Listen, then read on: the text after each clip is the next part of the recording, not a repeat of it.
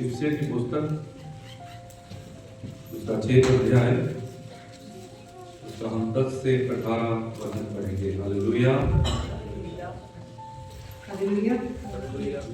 इसलिए प्रभु में और उसकी शक्ति के प्रभाव में बलवंत बनो, परमेश्वर के सारे हथियार बांध लो कि तुम शैतान की युक्तियों के सामने खड़े रह सको, क्योंकि हमारा यह बल युद्ध लहू और मांस से नहीं, परंतु प्रधानों से और अधिकारियों से और इस संसार के अंधकार के हाकिमों से और उस दुष्टता की आत्मिक सेनाओं से है जो आकाश में है।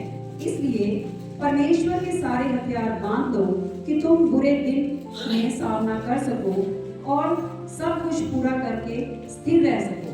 इसलिए सत्य से अपनी कमर कसकर और धार्मिकता की झिलम पहनकर और पांव में मेल के सुसमाचार की तैयारी के जूते पहनकर और इन सब के साथ विश्वास की ढाल देकर स्थिर रहो, जिससे तुम उस दुष्ट के सब जलते हुए तीरों को बुझा सको और उद्धार का टोप और आत्मा की तलवार जो परमेश्वर का वचन है ले लो। हर समय और हर प्रकार से आत्मा में प्रार्थना और विनती करते रहो और इसलिए जागते रहो कि सब पवित्र लोगों के लिए लगातार विनती किया करो। हालेलुया। क्या आप तैयार हैं परमेश्वर के वचन को सुनने के लिए? तो अभी हमने पढ़ा इफ्सियों की पुस्तक उसका 6 अध्याय और उसका 10 से लेकर 18 वचन तक। जितने भी मसीह लोग हैं वो एक युद्ध में हैं। किसके युद्ध में है?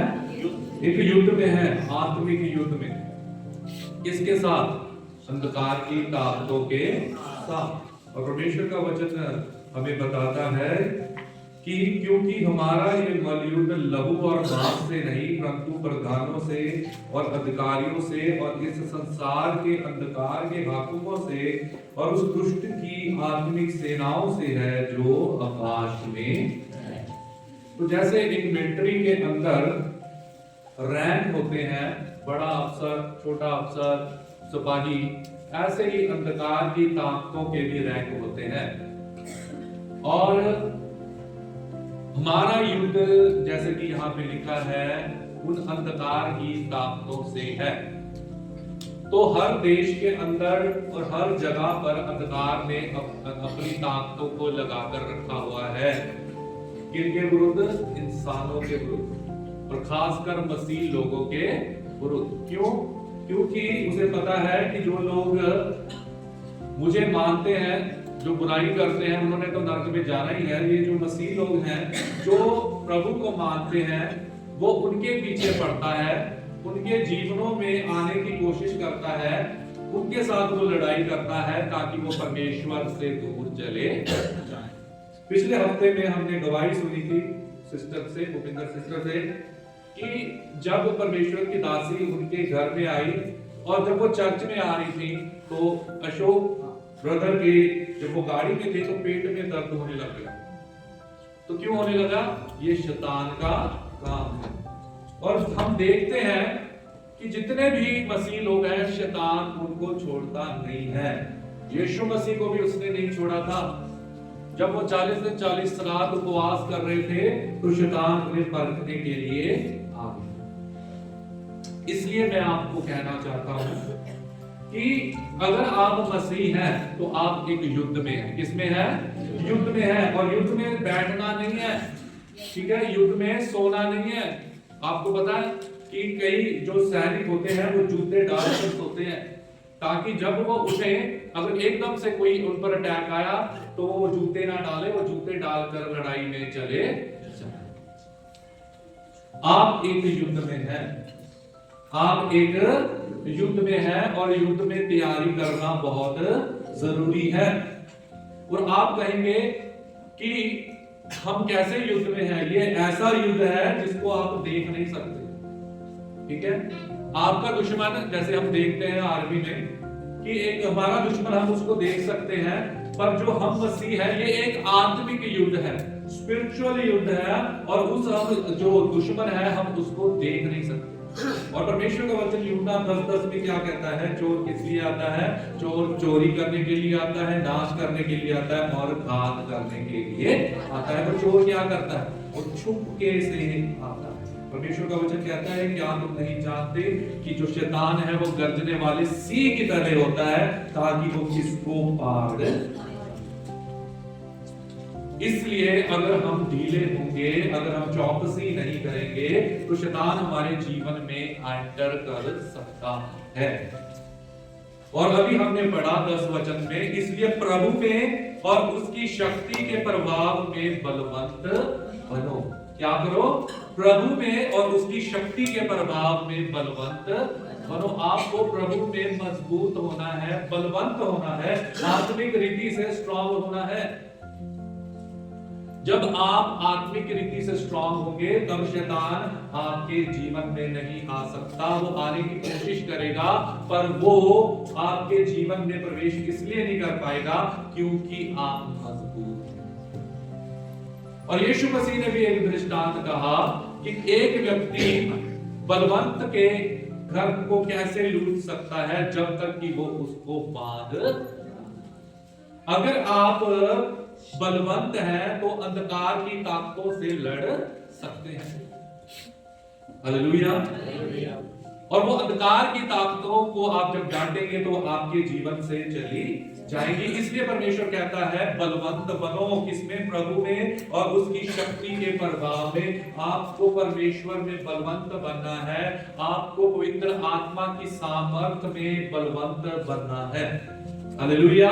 जैसे एक व्यक्ति अगर वो कमजोर है और वो कमजोर है तो वो क्या करता है? उसको बोलते हैं खाना खा, एक्सरसाइज कर। और आपने YouTube पर भी देखा होगा एक पतले से लोग कैसे वो अपने मेहनत करते हैं, दिन रात मेहनत करते हैं और वो बलवंत होते हैं। जैसे कि अभी सिस्टर ने बोला पास्टर लिया दिन रात प्रार्थना करते हैं। पास्टर बरनबास हमारे घर में आए, वो लोग सोते नहीं है, 1-2 घंटे 3-4 घंटे से ज्यादा वो सोते नहीं है और वो उठ जाते हैं, 2:30 बजे उठ जाते हैं और फिर प्रार्थना में लग जाते हैं। और यीशु मसीह कहता है निरंतर प्रार्थना में लगे रहो।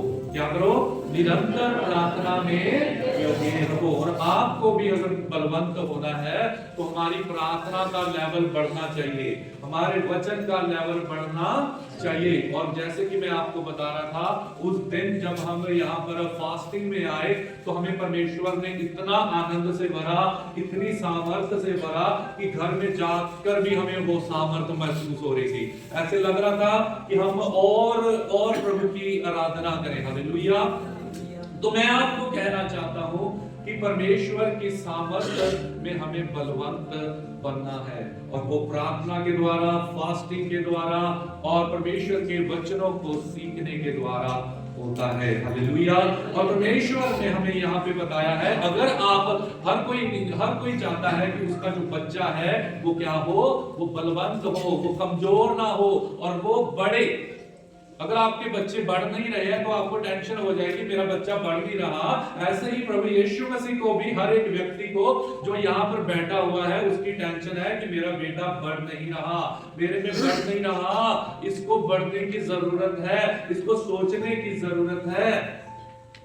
और परमेश्वर यहाँ पे हमें बता रहा है कि हमें किस प्रकार परमेश्वर में बढ़ना है, किस प्रकार हम उन अंधकार की ताकतों से लड़ना है। जैसे एक आर्मी होती है, उसमें जो सैनिक होते हैं उनके पास टैंक होती है, तरह तरह की राइफल होते हैं, तरह तरह के बम होते हैं, आजकल तो ड्रोन भी आ गए हैं। तो वो उन हथियारों से जो है लड़ते हैं। और प्रभु यीशु मसीह के दास पौलुस ने इफिसियों की कलीसिया को समझाया है कि तुम भी एक लड़ाई में हो और तुम्हें भी हथियारों की जरूरत है। हालेलुया। आज आपको देखना है कि क्या आपके पास वो हथियार है कि नहीं। अगर आपके पास वो हथियार नहीं है तो आपको उन हथियारों को अपने जीवन में डेवलप करने की जरूरत है, परमेश्वर से लेने की जरूरत है। और अभी हम देखेंगे उन हथियारों को समझेंगे और आप भी अपने जीवन को चेक करिएगा कि क्या वो हथियार मेरी लाइफ में है कि नहीं। तो हम पढ़ते हैं परमेश्वर के वचन में, अब हम पढ़ते हैं 13 वचन में, इसलिए परमेश्वर के सारे हथियार बांध लो कि तुम बुरे दिन में सामना कर सको और सब कुछ पूरा करके स्थिर रह। हालेलुया। परमेश्वर यहाँ पे कह रहा है कि परमेश्वर के सारे हथियार बांध लो। तो कितने हथियार है?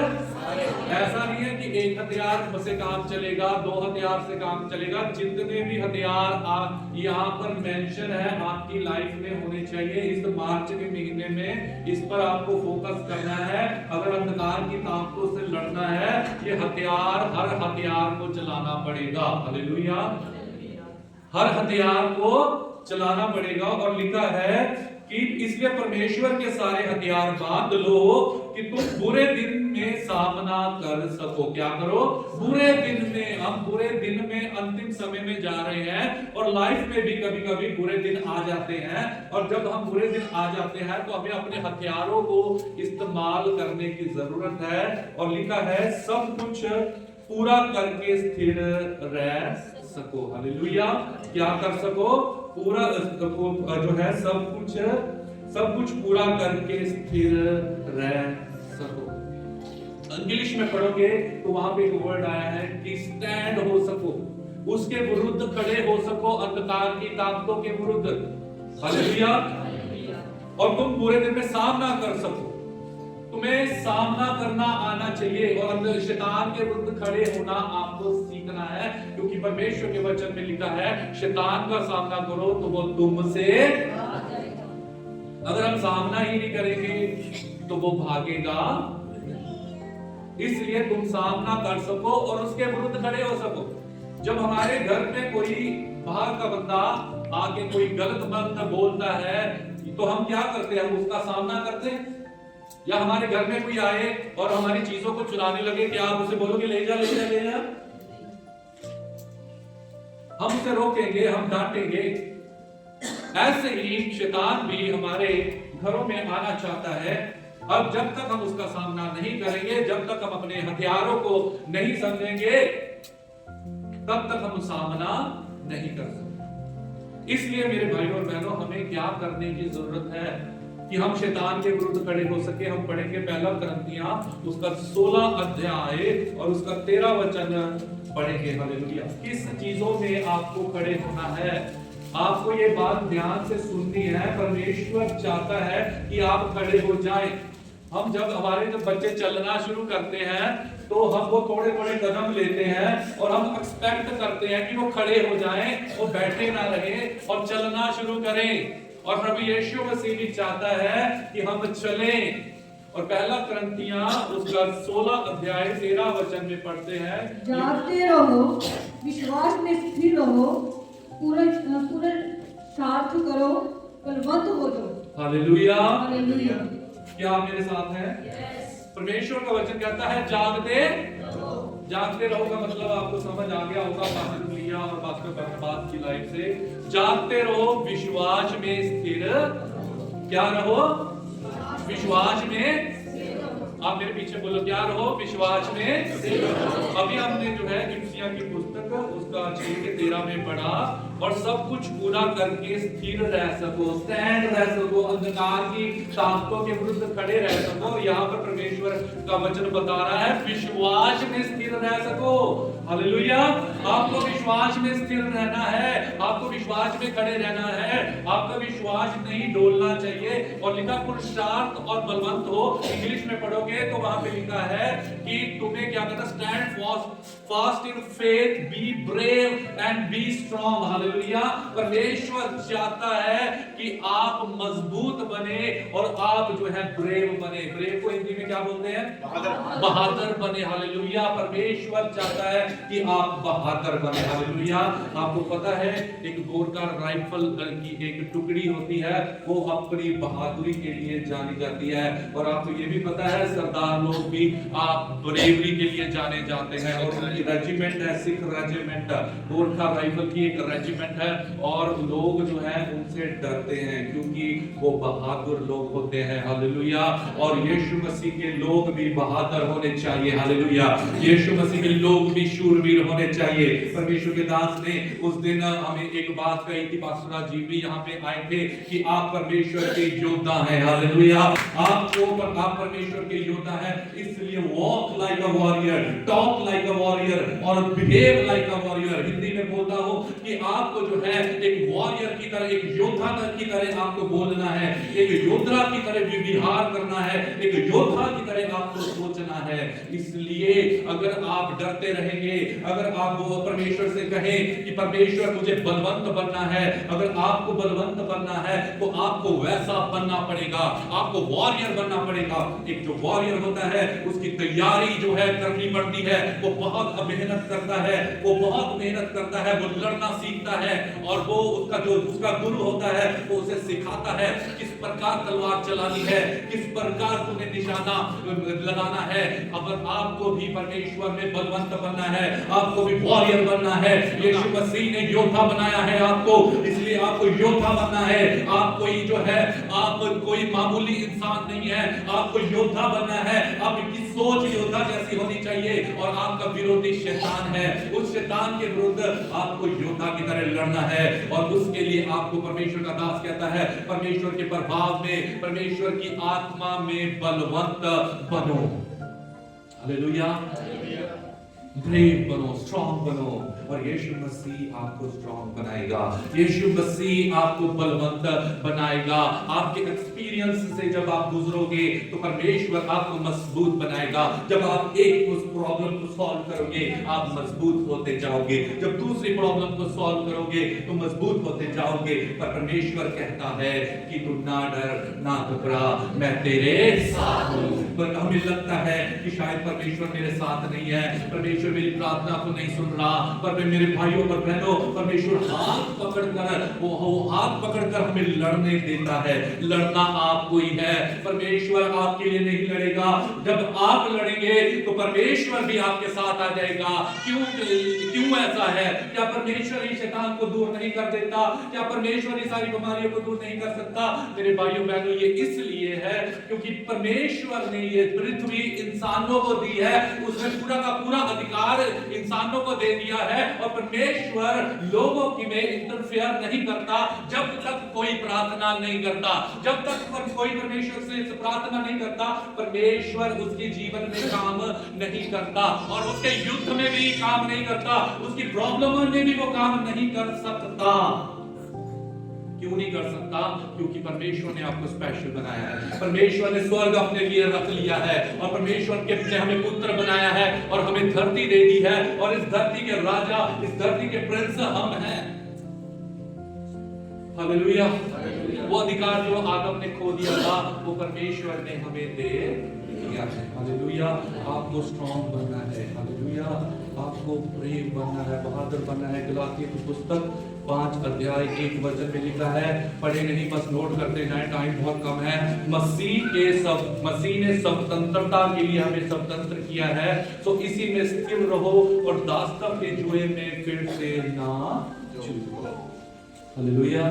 यीशु मसीह ने हमें किस लिए बनाया? स्वतंत्र होने के लिए बनाया। यीशु मसीह ने हमें गुलाम होने के लिए नहीं बनाया, आजाद होने के लिए बनाया है, और हमें इसे स्थिर रहना है, चौकस रहना है।